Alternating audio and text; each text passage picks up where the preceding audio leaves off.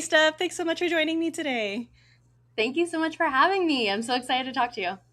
Yes, I think this is a super important conversation that my audience misses out on a lot. We have a lot of conversations about scaling your business and growing your business, but no one really knows what goes into that. What's the difference between scaling just to scale and how do we scale in like an effective and a sustainable and a profitable way? So I just really love that you're here to talk about this zone of genius that you have. So for those of you who don't know you, can you share just a little bit about who you are, what it is you do? Yeah.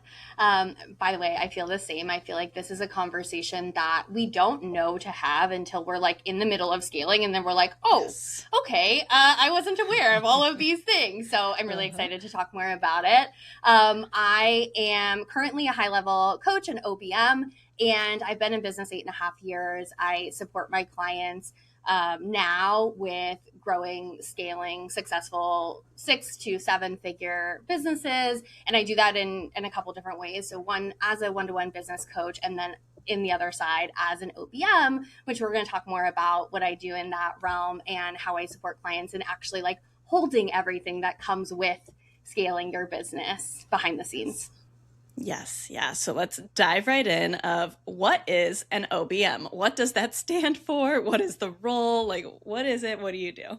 Yes. So it's an online business manager, and it is someone who is there to hold the operations side of things. As you're scaling, you can get started and you can create success basically with like you in a Google Doc, right? Like you can go Yep. pretty far with that, but you will become a bottleneck in your business at a certain point.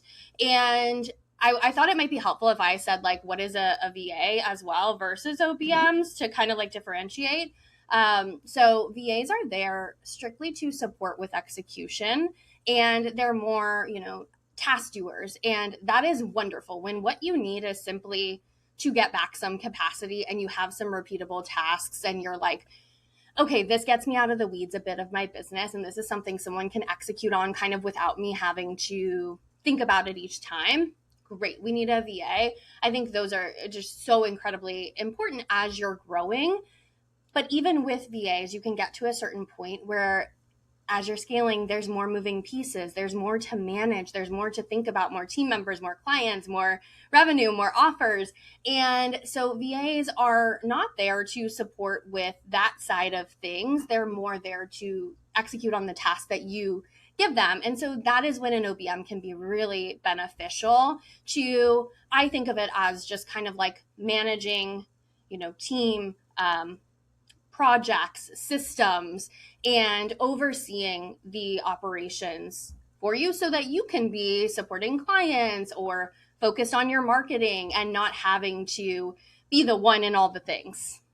Yes. Yes, because that is certainly even how me and my first assistant that I hired got started was we had a Google Doc of great, here's the tasks for the list and here's the deadlines for that. And then the more I added, the more we scaled, we hired another virtual assistant. It was just like we're doing a lot and nothing feels organized. And the coach I was working Yes. with at that time was like, you need an OBM. I was like, I have no idea what that is, but from exactly how you just described it, of someone else to like hold your brain with you to protect your Mm-hmm. capacity, I was like, that does sound like what I need. Yes. Yes, yes, I love the way you said that. It's like VA second set of hands, which we Mhm. totally need, and then Yep. an OBM is second brain and second set of hands. Mhm. Exactly. And a different set too, because when I am talking with therapists who are scaling, I'm talking with them about like, there is a difference between the task doer of your virtual assistant and where I see a lot of people get really frustrated of like, I hired an assistant, but I feel like I'm having to, Mm. even just the time to train them and then I'm giving all this feedback, like it can feel like a big burden to even hire a virtual assistant. And so I'm having conversations about what does it look like to delegate a task versus delegate also like decision making and sign off. Like how do you teach someone this is how we know a blog looks good, this is how we know this social media post is exactly what we want it to look like it is a different way of training people and a lot of that comes with experience, but also these days, it is so nice for me to not have to train my virtual assistants because my OBM can do that because I've essentially downloaded my brain into her and she knows how I would think about things. And yeah, it just really helps me feel supported from that. I don't have to have 117 tabs open in my brain at any given point.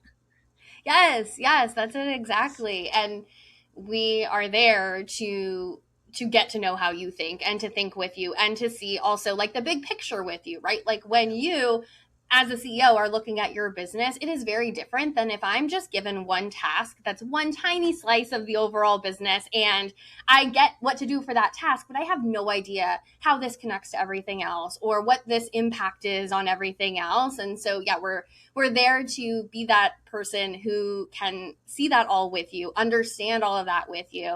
And then, yeah, exactly like you're saying, support team, lead team, help you identify like, do we have even gaps in the team structure that we need to fill and how are things flowing and all of that. So yeah, I love that. I agree. Yeah. Can you talk a little bit about, as you both like have grown your own business, you are able to see some of your one-on-one clients' businesses and the OBM work you do, like what are the general gaps that you just said? Like what are you noticing most people are missing in terms of structure and organization and systems? Hmm. Um, it's so varied because I think different people can be at different places of either just their business journey in general, or like they've had support with some things, or maybe like they had one thing set up by one contractor a while ago, and so that's kind of kept them going. Generally, what I'm looking for in terms of systems that we need to have, and maybe like aren't always aware of, or think it's like a nice to have, but don't realize how much it would support us in scaling are project management systems, having some place where I think of it as like an external hub for your business. It's like that place where we can go and see, okay, where's kind of like our business HQ set up? Where's that system? We would usually, this was 30 years ago and we were working in brick and mortar, we'd have that big filing cabinet with everything, right? We need that in your technology, your tools. So I always want clients to have that first and foremost. That's also what gets some things out of your brain. That's what allows team to support you. If we have a project management tool, and I am talking about, if you aren't familiar with project management, I'm talking about something like Asana, or you may have heard Trello, ClickUp, anything like that. But basically what it is a place where everything that needs to happen in your business lives and things about your business live. I even put like the link to our branding folder. Our legal documents can be accessed through links there. And so it's one place where everyone knows to go to learn what's going on, what needs to happen, and where everything is. And I think that can be a big one. It can almost feel like, oh, well, like that seems nice for like super organized people, but I don't have time for that. And it's like, no, like that's what makes you feel like you have the capacity, the mental capacity even Yeah. to be able to scale. So I think that's a big one. And then the other two that come to mind are the customer relationship management of some sort. This is different for everyone. This might be like a Dubsado or Honeybook or something, I think can be helpful depending on your business. And then email marketing, usually of some sort, if we have email marketing as part of the, what they're using for marketing. Sure. Yeah. I mean, you're talking about a lot of the tech and systems, which generally a lot of people are like, I didn't even know those things existed. And then we see all the options and we get the decision paralysis and decision fatigue of just there's so many things out there that I think that is where a lot of people just give up prematurely and say like, I'll just figure out something else that works for me. But it literally was a life changer for my team to move from Google Docs to Asana and to actually have all of this stuff organized. And even these days, like I think we were just doing a launch this month and I was like, I don't need 3 separate cards in Asana of like, this is the link for that. That's the Google Drive for that. Like everything needs to be in one place so that I know exactly where to click it and where to find it, because it does literally save time just to not have to click into a bunch of different things. And so all these tiny things that really do add up in terms of being overwhelmed and frustrated.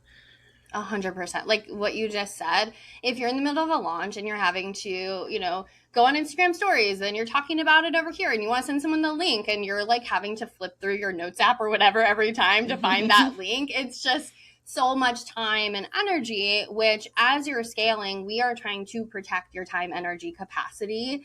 And so little leaks like that really do add up and prevent you from doing as much of like what is specifically in your zone of genius, or what is the highest impact kind of like visionary selling side of things that we want you to be able to focus in, because that's what's going to move the needle most for scaling. Yes, 100%. I think the other area where a lot of us entrepreneurs get stuck is we all have 15 million ideas of I could be good at this and I can do that. And if I'm just going to scale, like I'm going to launch 5 offers at once. So from your perspective, what is the best way to start when you know there are multiple things you want to do? How do you avoid the overwhelm? Ooh, I love this because it's kind of like a blend. Like I think even part of that is the more strategic thought partnership that I get to bring for my OBM clients, where traditional OBMs are what we talked about, managing operations and overseeing that side of things. I do that as well. And then I just love getting to, like, I understand sales, marketing, scaling, and I love getting to be a thought partner with them who can kind of look at the whole picture like we talked about and say, does this make sense for you? Is this aligned? What's the most supportive thing here? And how can we kind of maybe rein in the excitement a bit so that we can do it strategically? So I love that. I think it depends, of course, like on goals and what we're working toward. But a lot of times it's like we have probably a lower hanging fruit option where maybe something is working well and we just want to turn up the dial on that a bit to get more from that. Or maybe it, like, for my clients who scale beyond one-to-one, we generally are being very mindful of their time, energy, capacity, because they don't have as much. If you're on one-to-one calls all the time, you don't have a ton of time to go start the other things. So we're looking at what makes the biggest impact for you in terms of moving the needle and requires less capacity. Sometimes it's like, okay, I want to go straight into I don't know, building out a course. That could be wonderful, but like, let's just be aware of the trade-offs that we're going to need to record all the modules. We're going to need more volume for a lower ticket course. We're going to, here's what I'm going to need from you when I'm setting up the back end tech and all the pieces I'm going to need to put in when you're selling that for our funnel. So kind of just being aware, I think, of the trade-offs and being there to reflect to them, like, that's great. We can totally make that happen. Here's the trade-off that we're accepting when we decide to make that happen. Are you okay with that? Like, does it feel good to accept that trade-off, or does that take away from the ultimate goal of what we're working toward? And then, being realistic in that realm so we can actually make it happen and get where they're wanting to be. Yeah, exactly. I like that, ultimately what this strategic partnership is about is really just someone to help you slow down a little bit. I get very excited about all the ideas. My OBM gets nervous when she gets a message from me that's like, "Ooh, I have an idea." She's like, "Okay." Uh-oh. Right, exactly. It's like before we had really embraced this whole because she was my VA who I've worked with long term, and she's kind of graduated into the OBM role with time. So we've had to make some, learning adjustments together of what is her role now versus what it used to be. And now that we're more in this flow of, you help me make decisions and you help me oversee things, she's getting a lot better with slowing me down instead of like, cool, yeah, when do you want me to do that? Should I do it before this task or this task? That alongside my business coach, right? So this is the important component of having a team that is ultimately there to support you, but it may not always look the way you think it's going to look. Like, it's not always about just like following you immediately, but helping you slow down and be intentional and be strategic. Yes. And I think, like, with all of those roles, whether it's a VA, a coach, or an OBM, we're all there to solve the same problem. You want to move the needle forward in your business. You want to grow and scale. Hopefully, sustainably is a part of that. And so we're there to, support you in doing that. And yeah, we almost need like some safeguards from Yes. ourselves sometimes, I think, Yes. as CEOs, where it's like, hold up, Mhm. let's check in with what actually makes sense for you and what is going to like not only feel the best, but also be most aligned long term, because that's what's going to create the best results long term. Yeah, exactly. And that's ultimately what we are looking for is it's fun to get the short-term wins of, I do this thing and clients are coming in and sales are coming in. Like that stuff is fun, but it's not fun when I've shared this story on the podcast a few times of I went through my own coaching program around how to launch my coaching business and it was effective. It was a 3-month program. I launched it, I got it all out there, but I built something that as time went on, I was like, oh God, I don't like this. Like, I don't want Mm, actually to have this version of a program. And so, mm-hmm. because I didn't have that strategic partnership and guidance, it was just do it and launch it and get it out there as quickly as you can. Like, did it work? Sure, on paper, but it didn't work, emotionally for me. It wasn't aligned and it wasn't sustainable. And so I think that's Yeah. really important is not just get something out ASAP. It's actually take your time with it and get some feedback and really have that well-rounded support so that it is something you want to be with for as long as you want to be with it. I know people pivot and transition all the time, even if they love the product, but we don't want to launch something that we're not big fans of because that can feel like a waste of time and Yes. energy too. Yeah, it has to be like worth what you're putting into it too. Like if we just put a bunch of time and energy at it without considering, does this make sense, is this aligned, and sometimes we don't know until we test. So I think that's also, Right. part of it. Like you now have that experience of this isn't aligned, and so here's what's going to feel better. Sometimes that is the case, but if we know, it's kind of like I'm just excited and I just want to run at something and it feels like whatever, I'll do whatever it takes to get this going. Is that worth what's on the other side? Is that worth the revenue or the clients or the experience of supporting clients in that way that you're wanting? You said something before that I wanted to touch on. I thought was really smart. I don't remember. We can come back to That's that. okay. I know. I say a lot of things at once, and then sometimes people are like, say that back. I'm like, I don't remember what I just said. Yeah, I do the same. I was like, oh, I was like trying to put a pin in it. I lost it. All good, all good. But yeah, I think when it comes to scaling as well, right? Like ultimately, people are trying to solve this problem of capacity. And Yes. so, with all of the different options of, you can scale with a course, with a group program, with a lot of therapists I work with are interested in retreats because, we like going on them, we like being spoiled, and we also like connecting with people in person. And like Yeah. you said earlier, there's pros and cons. There are trade offs to whatever it is you choose to scale into. Are there patterns you've seen around just those trade-offs and how people choose to make decisions based on like I'm willing to do the low ticket course knowing I have to get a lot more volume than a high ticket thing and needing less volume? Like how have you seen people think through their decisions of what to scale Mm. into and why? Mm. I think it's first just starting with like when we're scaling, like you were saying, like we can almost lose sight of what do I actually want? And we can be like, can I just scale this thing? Like, okay, we're in momentum. Yeah. Let's do something. Like, let's keep it going. And so it can be less about this feels so fun and so good. And like, I feel lit up thinking about this. And it can be more about, I just want to scale. I've gone this far. What else can we do? What's the next level? And if you're a high achiever, you're always moving the goalpost as well, right? So we just got there and now Yes. we're like on to the next. So that can be a part of it as well. So if we're even just having that moment to step back and reflect and say, like, what do I truly want? I know for me, that's one of the most impactful questions my one-to-one business coach asks me like regularly. Like I'll bring something to her and she is there to be that sounding board and check in on like, what do you actually want? Like if you weren't thinking about what you should do or what you could do, what do you Mm, actually want? So I think starting with that, and I do think it's helpful when we can have team reflect to us what that's going to mean and what that's going to look like, whether that's the OBM or like we're talking about like coaching and having a partner there to think through these decisions with you.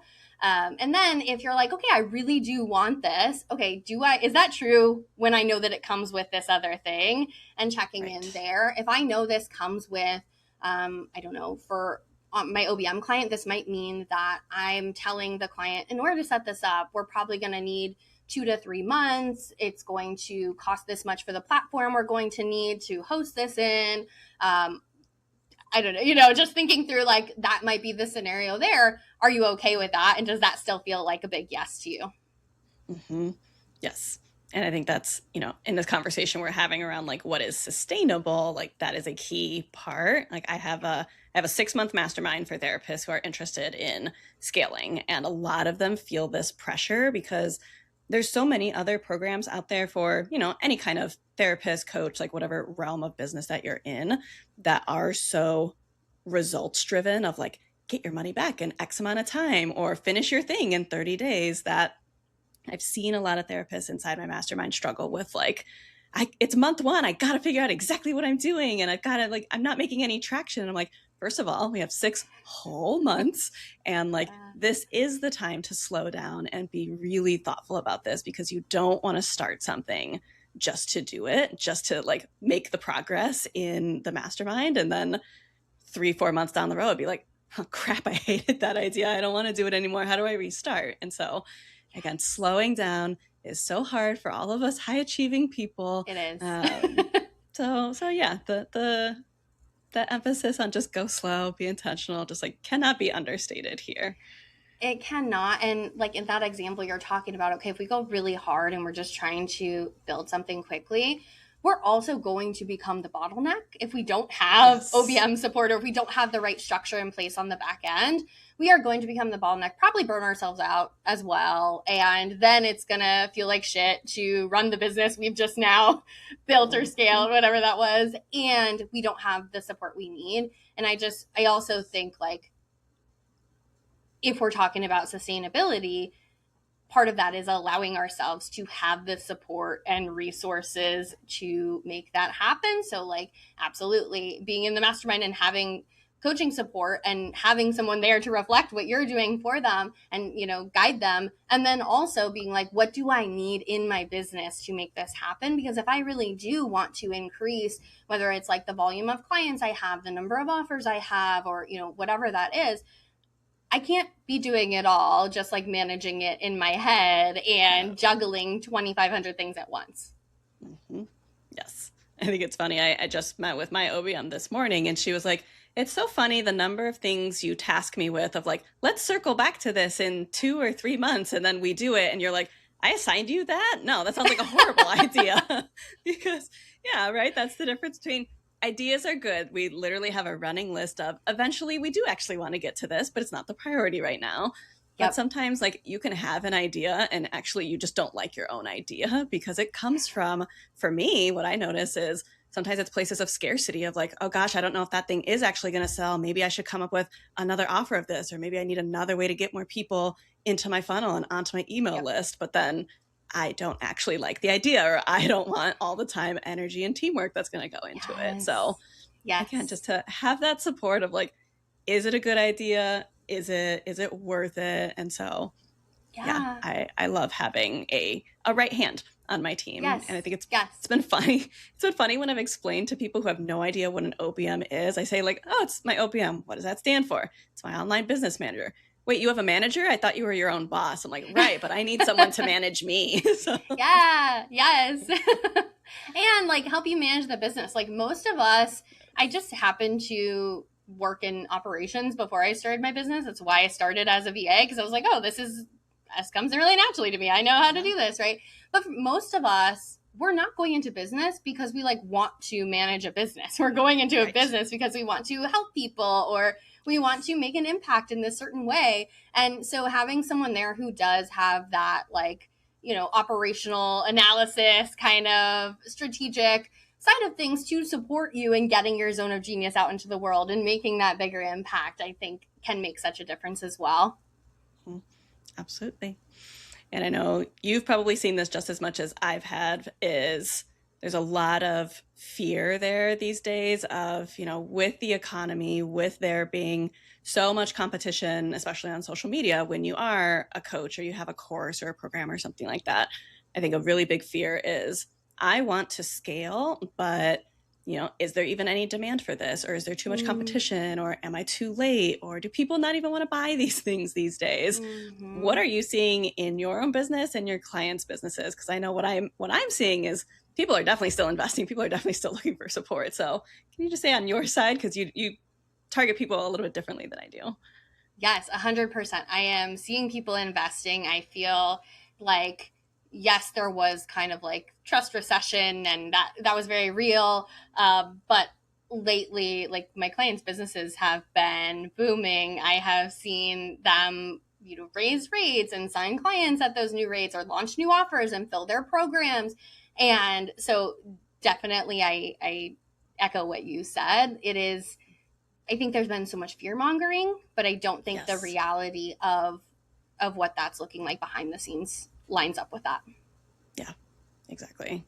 I think what I encourage a lot of people to do, and I have to remind myself to do this, is because we all spend so much time on social media, whether it's for our business or whether it's, we're just scrolling for personal scrolling sake, like we are all seeing content. And I get served a lot of ads on, what you're missing in doing in your own ads, or here's this reason you're getting poor fit leads and how to make it like anything that you see that tells you that there is a problem to be solved is probably because there is someone trying to make money, right? There's someone who's trying to get your Yes. business, but that doesn't necessarily mean you actually have a problem. Like something can be working great, something can be performing really, really well, but you think you have a problem because you saw an ad about it because someone is Yes. trying to get their own business.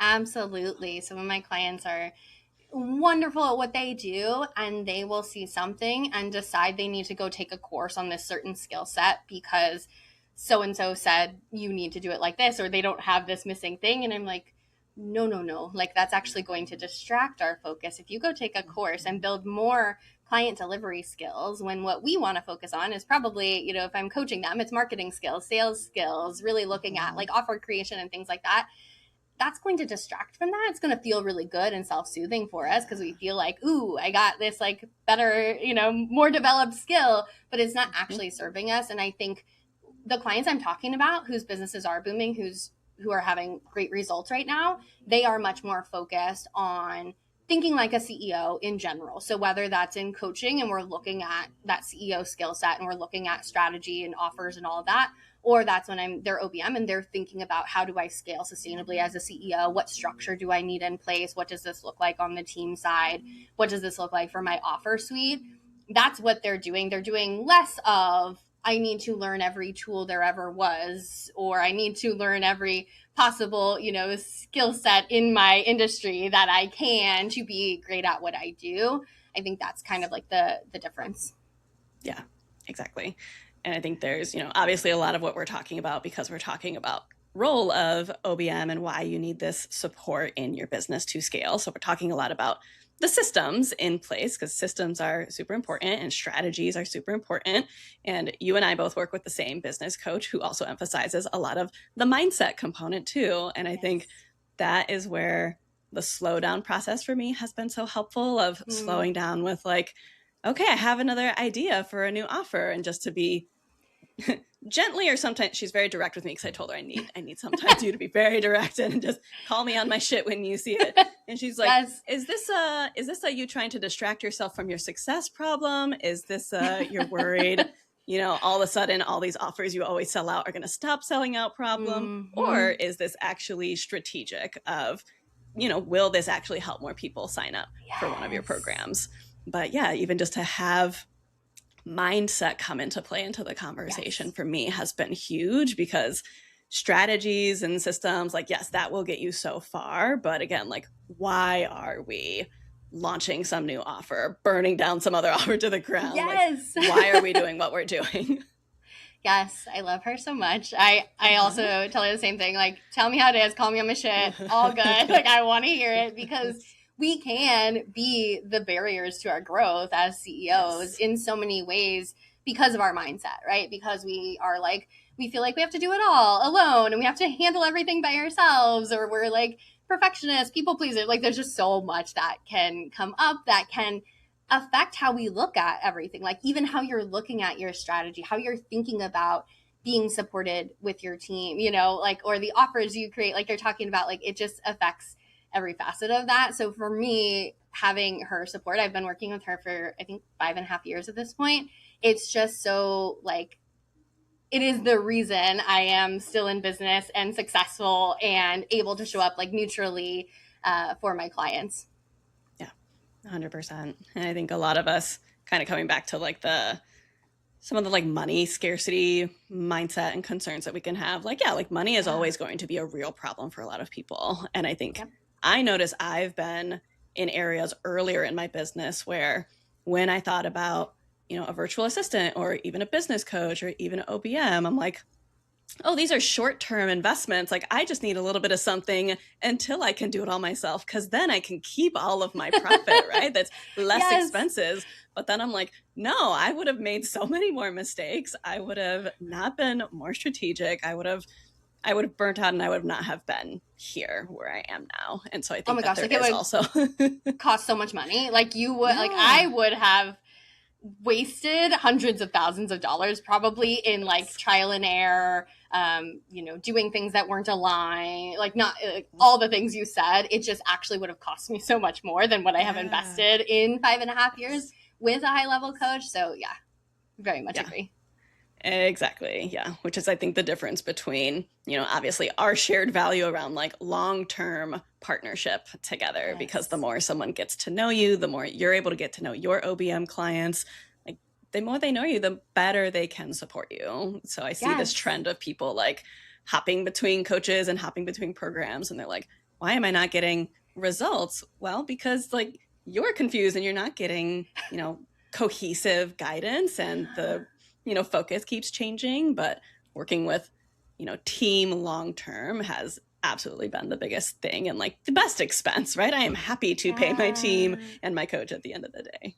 Yes, me too. And I think it really is so confusing, whether it's a coach or a team member. Like I operate in a certain way as an OBM, and I'm thinking of things in a certain way. And so if we start getting things going well and then you were to switch, not that you can't, obviously everyone can, but it's just, I think a little bit like destabilizing is maybe the way I would frame it, where you're like, oh, this person like kind of thinks of things differently, and the way I was thinking about it doesn't match up now we're switching their process, or they like this other system. And I think that can happen a lot with coaching too. I just don't understand like the idea of having constant different opinions and trying to make a decision. Like that feels so overwhelming to me. And I know we're all inundated with noise already from people we're not even paying, but if you're in multiple different programs or you're hopping from program to program, I think it just can be very hard to,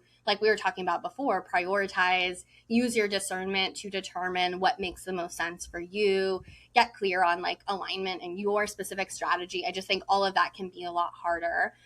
So yeah, I am very much on the same page as you. I value deep long-term partnerships. I love getting to be there to support my clients long-term and getting to know them and how their brains work, and kind of like what to look out for. Like you mentioned with your OBM, like, oh, tell me more. You have an idea? What does this mean? And, like understanding you and what you're working toward, like the big vision of the business. I think it's so helpful when you have people who see that big vision with you. Absolutely. And so I'm excited because you created a special offer for my audience. Can you talk a little bit about what that is and why they definitely want to take advantage of it? Yes. So knowing we were going to be talking about this, I created a special call. It is a strategic hiring audit. I know when you're growing, you're ready to scale, or you're in the middle of scaling and you're kind of like, okay, we need some support here. You're not always able to know, like, what do I need though? Like, do I need a VA? I heard people talking about OBM. Is it like now AIs have teams that they can run? Like, what do I need? So I created a strategic hiring audit for you to help you identify the next right hire for your business, what's going to support you on the team side, what your team needs are, and then what makes the most sense for your business and the stage you're at currently. I love that. And I think that's super helpful. And a lot of the therapists I work with, even inside the mastermind, they joke of like, I'm messaging with ChatGPT late at night and giving me lots of ideas and telling me my ideas are great. And like AI is fantastic for hyping you up. And at the end of the day, you will always need a human to Yes. do this kind of audit with you, to give you this kind of feedback, to help you with your blind spots, which yes, ChatGPT or whatever AI you use is not going to do. So if you are No. listening and you want some real human feedback on what's going on in your business and best next steps for you, definitely reach out to Steph, because I'm sure that that's going to be super, super helpful. Yes, I would love for you to take me up on it. Yeah. Well, anything else that, any other reminders, things to think about, words of encouragement that you have for people who listen to this episode today? I think we've covered everything. I think the reminder is just noticing, kind of our overall theme was noticing what you actually want, noticing what's aligned for you, and then noticing what support do I need to get there. That's going to be different at every stage for, depending on what your goals are, where you're at in business. But I think in general, the clients and CEOs I support who are creating the most success, but the most sustainable success, are thinking from that lens and prioritizing the alignment and the support that helps them create that and sustain that. Yeah, 100%. Well, so appreciate having you on today. It was so fun talking, and I know we've been messaging, but this is our first live conversation. Yes. So thanks for sharing your expertise. And again, thanks for making that offer for this audience. And we'll link everything in the show notes if people want to check out that audit and ways to work with Steph. And otherwise, thanks so much for listening. Hope this was helpful today, and we'll talk to you next week. Thank you for having me.